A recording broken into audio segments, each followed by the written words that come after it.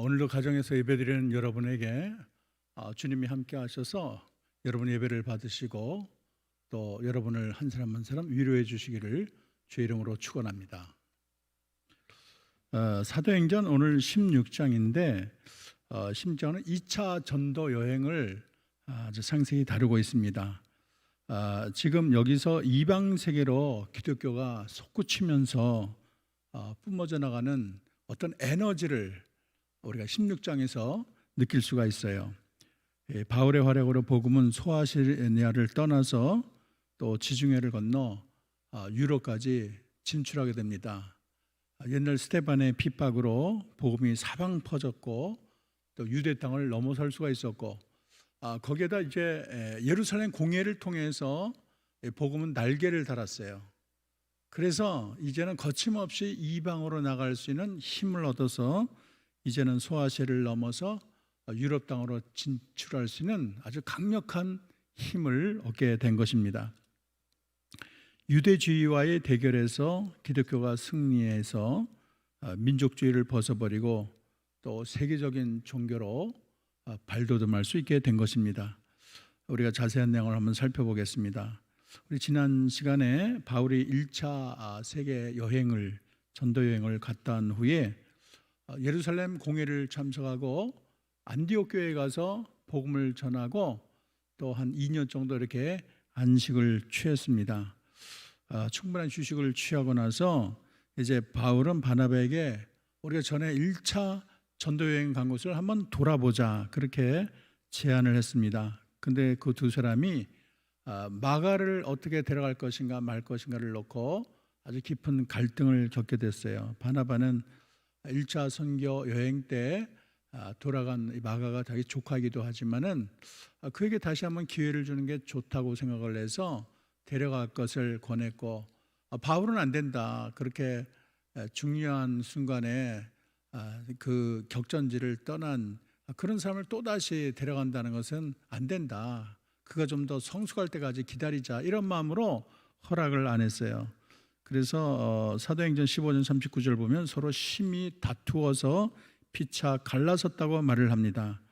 그래서 서로 조율이 안 돼서 이제는 서로 갈라서고 바울은 대신에 신라를 택해서 전도여행을 하고 그리고 바나바는 자기 조카인 마가를 데리고 전도여행을 떠나게 됩니다. 이러한 마음 아픈 헤어짐에도 불구하고 하나님께는 각 그 팀에게 힘을 주셔서 복음 증거의 길을 잘 걷게 해 주셨어요. 그래서 오늘 말씀은 그렇게 헤어진 이후에 주님이 바울의 인생을 바울의 전도의 삶을 어떻게 이끌고 가는지를 살펴보기를 원합니다.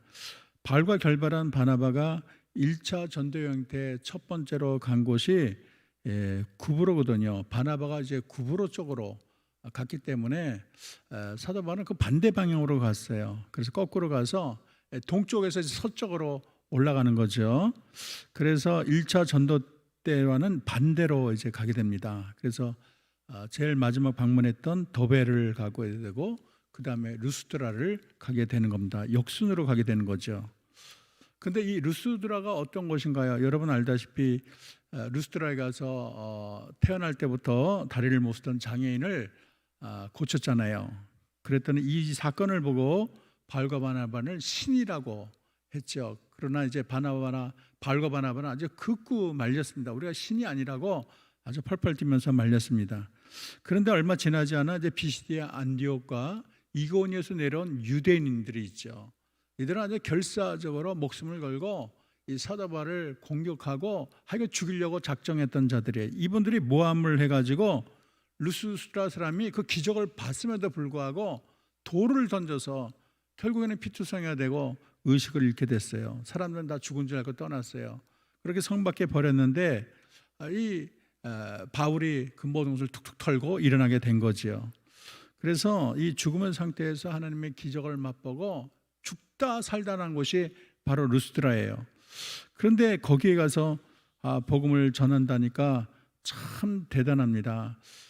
보통 사람이면은 그렇게 자기의 죽을 뻔한 그런 고통이 있는 곳, 정말로 많은 그 마음에 상처가 있는 곳, 거기에 또 간다는 게 쉽지 않지요. 거기 가면 악몽이 있고 또 그 사람들이 다 이사 간 것이 아니고 거기다 버티고 있잖아요. 어떻게 발각되면 또다시 규합을 해서 자기에게 돌을 다시 던질 줄 그런 충분한 가능성이 있지요. 그런데도 불구하고 그곳을 아예 첫 번째 장소로 마지 못해서 가는 것도 아니고 아예 첫 번째 장소로 간다는 것은 이 바울이 주님의 복음을 위해서란 내가 죽어도 좋다, 돌에 맞아도 좋다, 이런 아주 일사각오의 마음으로 주님의 복음을 증거하는 결연한 의지를 우리가 발견할 수가 있습니다. 그런데 하나님께서 이렇게 목숨을 걸고 그곳에 갔더니 하나님께서 뜻밖의 놀라운 은혜의 사건을 만나게 되는데 그것은 바로 디모데라는 청년을 만나게 된 거예요. 사실 디모데는 바울의 평생의 동역자고 디모데는 그의 보석 가운데 보석이라고 말을 할 수가 있습니다. 오늘 16장 1절인데요. 한번 읽어보겠습니다. 바울이 더베와 루스드라에도 이름에 거기 디모데라는 제자가 있으니 그 어머니는 믿는 유대 여자요 아버지는 헬라인이라 그렇게 말을 하고 있습니다.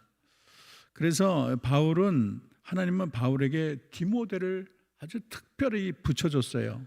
근데 그 모친이 유대인이고 부친은 헬라인이다 그렇게 말을 하고 있습니다. 그러니까 부모가 이 같은 종족이 아니죠. 하나는 유대인이고 하나는 헬라인이에요. 그래서 여기에 봤더니 아버지보다 먼저 어머니가 믿는 유대 여자라고 나온 것은 특별한 의미가 있어요. 그것은 어머니가 더 중요하다는 의미도 있겠지만 학자들은 아버지가 이미 세상을 떠난 것으로 보고 있습니다. 그리고 자기 어머니 유니게와 외할머니 로이스의 신앙을 전수받았다고 디모데에 기록하고 있는데 이걸 보면 그의 외할머니와 어머니도 과부였다는 것을 암시하고 있습니다. 어쨌든 디모데는 귀한 믿음의 그 가정에서 주님의 제자로 잘 양성된 정말로 주님이 쓰시는 또 바울에게 맞춤형으로 예비하신 주의 일꾼으로 이해할 수가 있겠습니다. 오늘 우리가 배워야 될 디모데의 신앙의 특징을 일단 4가지로만 간단히 보겠습니다. 첫째는요, 디모데는 순수한 믿음을 지녔어요. 우리 신학교 갈 때 우리가 처음 배운 게 주의 종이 되기 전에 인간이 되어라 이런 그런 표가 옛날 그 신학교에 있었다는 거예요. 근데 이게 참 생소하지만은 참 저거는 맞는 표다 이런 생각이 듭니다. 왜냐하면 인격이 뒷받침되지 않은 주의 종은 뭐 본인이 열심히 해서 부응할 수 있겠지만은 결국에는 악취를 풍기고 양들에게 상처를 주고 결국에는 하나님 나라를 허무더뜨릴 수 있는 큰 위험 인자를 안고 있는 것입니다. 그래서 이 마음의 품성이 중요해요. 마음의 인격이 주의 종이 되는데 참으로 중요하다고 말할 수가 있습니다. 그런데 여러분 제가 이제 옛날에 좀 주의 깊게 본 게 가죽을 보면요 영어가 딱 써 있어요. 여러분 많이 아마 읽고 해석할 줄 아는 사람이 많이 있을 겁니다. genuine leather라는 게 있어요. genuine leather. 저게 뭐냐면 이 genuine이라는 단어가 바로 순전한, 진짜, 가짜 가죽이 아니고 100% 진짜 가죽이라는 걸 말할 때 genuine leather 그렇게 말을 하지요. 그래서 이 genuine한 사람이 구약에는 욥 같은 사람이에요. 그래서 여러분 욥기 1장 1절을 보면 이렇게 말을 하고 있습니다. 우스 땅에 욥이라고 불리는 사람이 있었는데 그 사람은 온전하고 정직하여 하나님을 경외하고 악에서 떠난 자라 말을 하고 있습니다. 그래서 이렇게 하나님께서는 순전하고 온전하고 정직한 자를 눈여겨보시고 또 그를 하나님께서 최고로 여기시고 들어쓰시는 분이 우리 하나님이세요. 그런데 구약에는 욥이 있다면 신약에는 저는 디모데가 있다고 생각을 합니다. 디모데만큼 순수성이 강조된 제자가 많지가 않아요. 디모데후서 1장 5절에 보면 디모데가 거짓 없는 믿음을 가졌다고 말하는데 이렇게 말을 하고 있어요. 이는 내 속에 거짓이 없는 믿음을 생각함이라. 이 믿음은 먼저 내 외조모 로이스와 내 어머니 유니게 속에 있더니 내 속에 있는 줄을 확신하노라 그랬어요.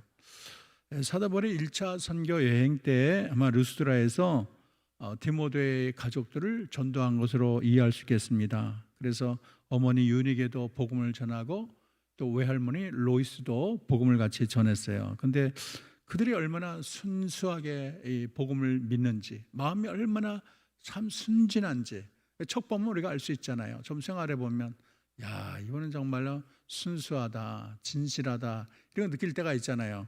그만큼 이의 할머니도 어머니도 아주 순수한 믿음을, 그 금맥과 같은 결을 지닌 그것을 할머니 또 어머니 디모데까지 그걸 이어받았다는 거예요.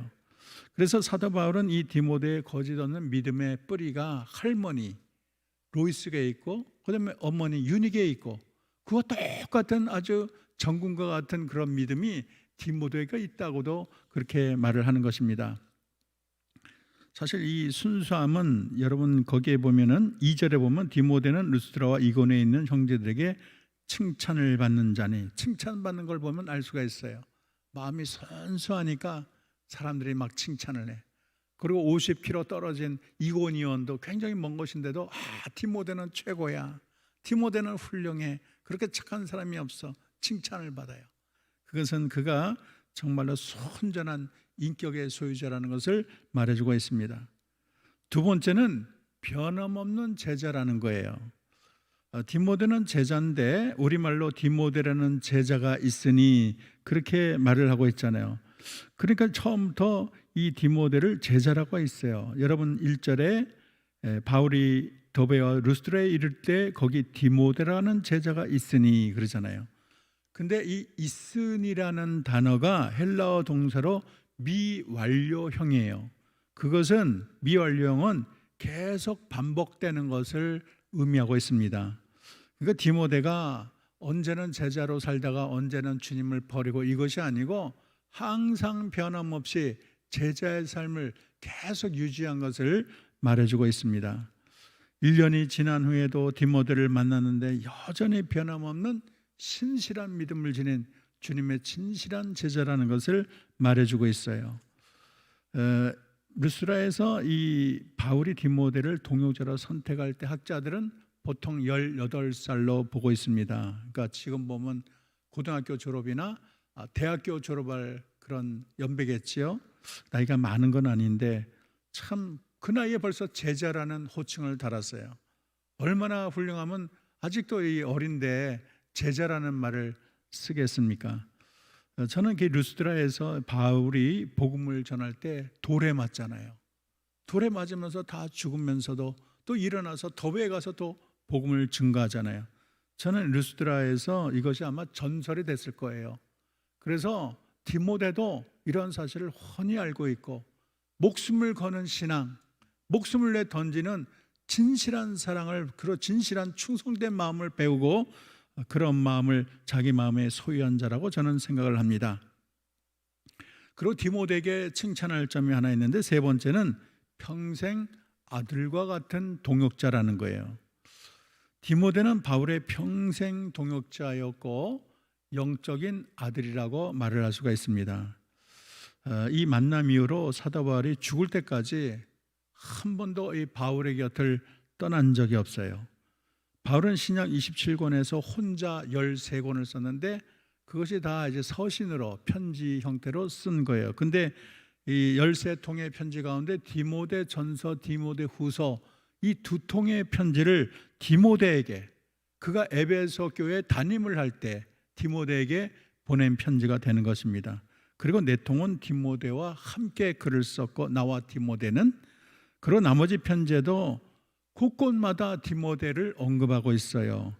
그래서 이 바울과 디모데의 관계가 어떤 관계라는 것은 뭐 그렇게 생각하지 않아도 우리 마음에 다 와닿는 것입니다. 평생의 동역자예요. 모든 편지에 나 바울과 디모데는 말할 정도로 디모데를 늘 품에 안고 살았어요.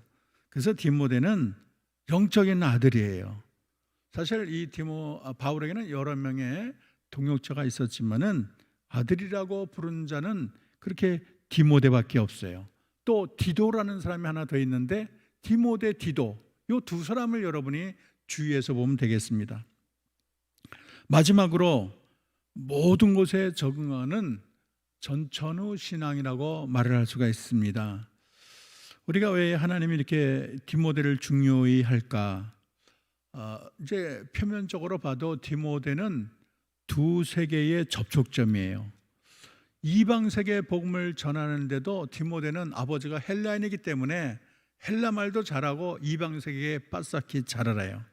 또 유대인에게 복음을 전할 때도 어머니가 유대 사람이기 때문에 유대인에게도 얼마나 잘하는지도 몰라요. 그래서 이 사도 바울은 이방인에게도 또 유대인에게도 복음을 전해야 되는데 바로 안성맞춤인 자가 디모데예요. 저도 이제 외국에서 복음을 전하다 보면 참 한국말도 잘하고 또 그 나라 언어도 잘하는 사람이 얼마나 좋은지 몰라요. 태국에 봤더니 그런 사람이 있어요. 그 선교사님이 아주 어릴 때부터 기른 사람인데 아마 그 사람이 우리 선교사님을 이어받아서 아마 그 모든 센터를 운영하게 되지 않을까 생각을 합니다. 근데 얼마나 똑똑하고 얼마나 열정적인지 몰라요. 자기 온 삶을 다 거기에 퍼붓는 거예요. 그게 중요를 해요. 제가 러시아를 가도 한국 사람은 그렇게 좋아하고 한국 아줌마 같은데 제가 이제 칼빈을 가르치게 되면은 하여가 그렇게 통역을 잘해요. 그래서 이 두 세계를 연결해 주는 사람이 참 복음을 전할 때는 얼마나 귀한지 모르겠습니다. 그런데 바로 디모데가 그러한 자예요. 아버지 영향을 받아서 헬라적인 문화 사고에도 능통을 하고 또 어머니로부터 유대인의 전통과 율법에 대해서도 바싹하게 아는 사람이 디모데입니다. 그래서 바울이 이 디모데를 데리고 가면 어디서나 그냥 통과해요. 막히는 데가 없어요. 누구를 만나든지 내가 물에 가든 육지에 가든 관계없이 그 사람만 딱 데리고 가면 모든 것이 쫙 열리는 것입니다. 그리고 또 중요한 것은 이 할례 문제예요. 지금 이 디모데에게 여러분 사도 바울이 할례를 줬거든요. 그런데 가만히 생각해 보면 아버지가 헬라인이기 때문에 이방인을 대해서는 할례를 받을 필요가 없어요. 그런데 유대계 전통을 보게 된다면 할례를 받아야 돼요. 근데 좀 전에 뭐가 있었냐면 예루살렘 회의가 있었잖아요. 그래서 사도들과 같이 의논을 해가지고 하나님의 구원을 받는 데 있어서는 할례가 중요한 게 아니다. 할례를 그렇게 권유하지 마라. 할례가 아니고 믿기만 하면 구원받는다. 그리고 이방인에게 할례라는 짐을 씌우지 마라. 그렇게 결정한 게 예루살렘 회의예요. 그래서 사도 바울은 갈라디아에서도 얼마나 이 복음을 강조한 줄 몰라요. 그리고 다른 복음을 전하는 자, 다시 말해서 할례를 받아야 구원을 받는다, 이런 이상한 복음을 전하는 자는 천사라도 하나님께 저주를 받을지어다, 아주 강력한 말을 했던 바울입니다. 그런데 그렇게 말하고 나서 디모데에게 할례를 행한 자가 또 사도 바울이에요. 아니 방금 전까지 할례 관계없다 그러더니 왜 디모데에게 왜 이렇게 할례를 행하냐, 좀 의아하고 일관성이 없고 말과 행실이 다르다, 이런 비난을 받을 여지가 있어요. 그러나 중요한 점이 있어요. 여러분, 바울이 말하는 이 할례, 바울이 행한 할례는 구원의 차원이 아니라 선교의 차원으로 이해되는 거예요. 바울은 구원에 있어서는 할례를 받아도 그만, 안 받아도 그만. 할례가 구원에 영향을 안 줘요. 할례를 받았다고 해서 구원받는 것도 아니고, 할례를 안 받았다고 해서 구원 못 받는 것도 아니고, 할례가 무슨 구원에 있어서 어떤 영향을 못 줘요. 그러나 복음 전하는 데 있어서는 할례가 필요할 수 있어요. 왜냐하면 미시나라는 기록에, 유대인 기록에 보면 유대인 어머니를 둔 자는 자식도 유대인이라는 미시나의 기록이 있어요. 물론 미시나가 바울 살 때보다 훨씬 뒤의 기록이지만 이것이 바리새인과 랍비의 전통을 기록하기 때문에 아마 그 당시에도 충분히 적용될 수 있는 법칙으로 이해할 수가 있습니다. 그래서 유대인의 어머님을 둔 이 디모데에게 유대인들은 너 어머니가 유대인이면 너도 할례를 받아야 되는 게 아니냐, 할례를 안 받아도 좋다는 얘기는 이방인에 대한 거지 유대인에게는 할례 받는 걸 금하지는 않았어요. 그들의 전통이고 목숨같이 여기는 거기 때문에 뭐 유대인들이 할례 받는 것은 오케이입니다. 그러나 이방인에게 할례 받는 것을 강요하지 말라는 거예요. 그런데 이 유대인의 입장에 볼 때 비록 아버지가 헬라인이지만 엄마가 유대인이니까 미시나 법에 따라서 너도 당장에 할례를 받아야 된다, 그것을 요구한다는 거예요. 그렇지 않으면 상종을 안 한다는 거예요. 할례도 받지 않고 같은 유대인이면서 너 우리 축에 끼지 마라, 너는 이방인과 다를 바가 없다. 그래서 물과 기름처럼 되는 거예요. 그렇기 때문에 사도 바울이 복음 증거를 위해서라면 사실 자기의 믿음으로는 할례를 안 받아도 되지만, 특별히 디모데가 아버지는 헬라인이고 어머니는 유대인이고 안 받아도 되지만, 그러나 유대인에게 그들의 마음을 열고 복음을 전하기 위해서는 할례를 받아야 된다 권유를 하고 디모데에게 할례를 행한 것입니다. 이것은 얼마나 이 복음 전도를 위해서 사도 바울의 마음이 열려 있는가를 잘 증거하는 표본으로 이해할 수 있겠어요. 이것을 적응이라고 하는데, 이 적응의 문제를 잘 설명한 구절이 고린도전서 9장 19절과 21절입니다. 제가 한번 큰 목소리로 읽어보겠습니다. 내가 모든 사람들에게 자유로우나 스스로 모든 사람에게 종이 된 것은 더 많은 사람을 얻고자 함이라. 유대인들에게는 내가 유대인같이 된 것은 유대인들을 얻고자 함이요, 율법 아래 있는 자들에게는 내가 율법 아래 있지 아니하나 율법 아래 있는 자같이 된 것은 율법 아래 있는 자들을 얻고자 함이요, 율법 없는 자에게 내가 하나님께는 율법 없는 자가 아니요 도리어 그리스도의 율법 아래 있는 자이나 율법 없는 자와 같이 된 것은 율법 없는 자를 얻고자 함이라, 그렇게 말을 하고 있어요. 이것은 복음 전도를 위한 사도 바울의 열정을 말하고 있어요. 그리고 포용력 있는 넓은 마음을 가지고 있습니다. 할례를 받느냐 안 받느냐가 중요한 게 아니다. 중요한 건 예수 그리스도의 복음이다. 그래서 복음을 받아들인다면 할례는 아무 소용이 없다, 괜찮다. 디모데야, 할례 받는 거 괜찮아, 안 받아도 괜찮아. 근데 우리가 유대인에게 복음을 증거하려면 네가 받는 게 낫겠다, 네가 받아야지 저들의 마음문을 열고 그리고 복음을 받을 거 아니냐. 그래서 그에게 할례 받을 것을 권하는 그런 바울의 장면을 우리가 연상할 수가 있습니다. 그래서 저는 이 믿음이 단순히 사도 바울의 믿음이 아니고 이 믿음은 디모데의 믿음이기도 합니다. 왜냐하면 이 디모데가 아주 극구적으로 반대하면 받을 수가 없어요. 아니 스승님, 방금 전에 그래 예루살렘 공회를 통해서 아니 할례 안 받아도 된다고 그렇게 강력하게 말해놓고 왜 저한테 할례를 받으라고 합니까? 난 그거 찬송할 수 없습니다. 이렇게 따지고 들으면 어떻게 할례를 주겠어요? 자기 자식도 아닌데. 그러나 디모데는 순종의 사람이고 또 이 사도 바울의 마음을 다 이해를 해서 더 많은 영혼 구원을 위해서 기꺼이 할례를 행하게 된 것입니다. 우리는 이 사도 바울과 디모데로부터 진리에 벗어나지 않는 한 자신의 생각을 내려놓고 포용력 있게 모두를 안아주는 그런 넓은 마음을 이해할 수가 있습니다. 우리도 이런 신앙이 필요해요. 진리라는 내용이 같다면 포장지는 얼마나 다르게 할 수 있어요. 켈빈도 그런 말을 했어요. 진리가 같다면, 내용물이 같다면 포장지는 관계없다, 그릇도 관계없다. 요즘에 CCM을 해야 되느냐 말아야 되느냐, 너무 클래식한 교회는 그런 거 하지 마라, 그런 거 교회에서 하지 마라. 그러나 필요해요. 젊은이들을 위해서는 그런 게 필요합니다. 근데 요즘에 학생들 보면은 아주 더 첨단으로 가는 노래들도 있어요. 다 이해될 수 있어요. 그들의 영혼을 위해서라면 적응하는 게 필요해요.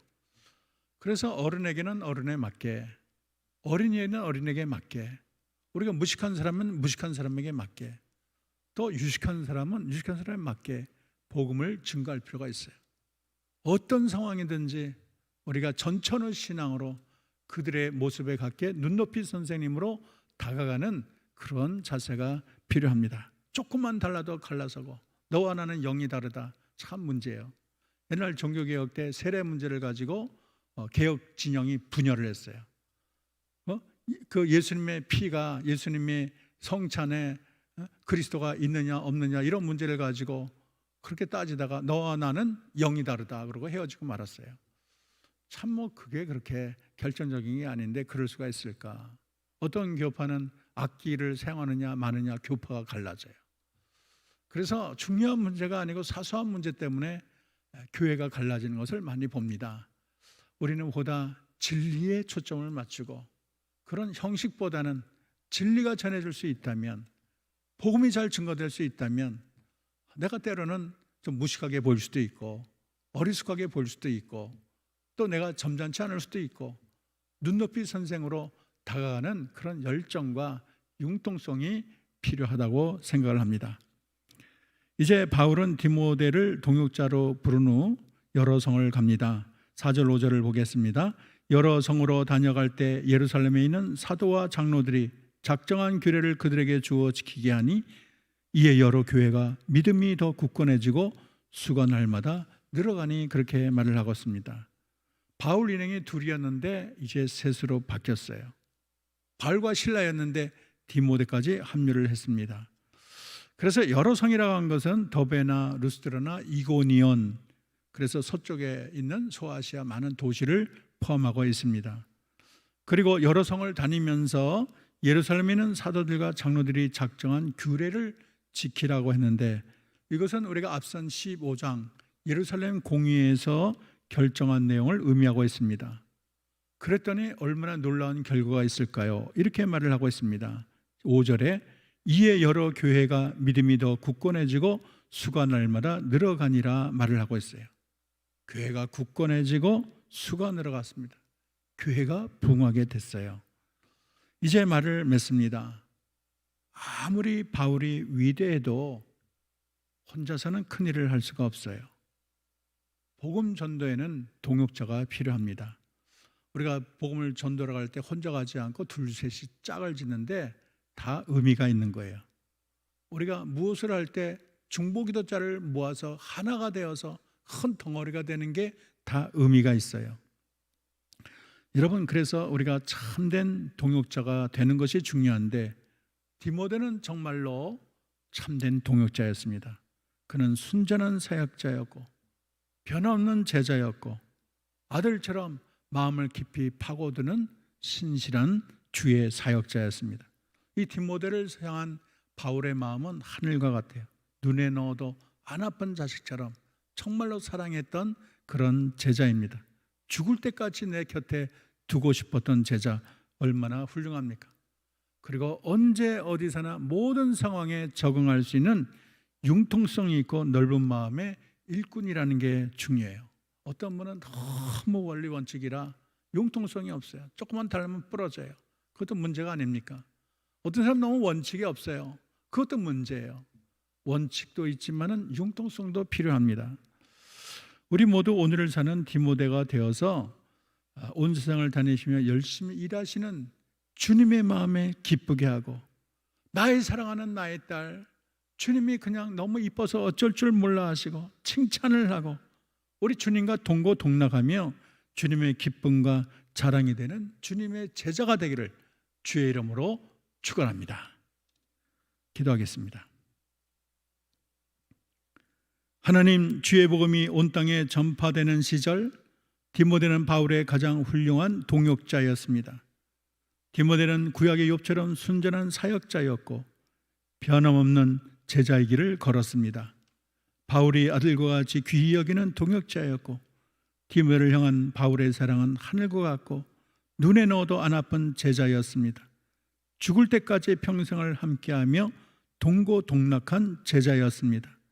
또 언제 어디서나 적응할 수 있는 융통성 있는 넓은 마음의 일꾼이었습니다. 우리 모두 디모데 같은 일꾼이 되게 하옵소서. 그래서 주님의 자랑과 기쁨이 되게 하시고 우리를 통해 하나님 나라가 흥왕하게 하옵소서. 예수님의 이름으로 기도합니다. 아멘.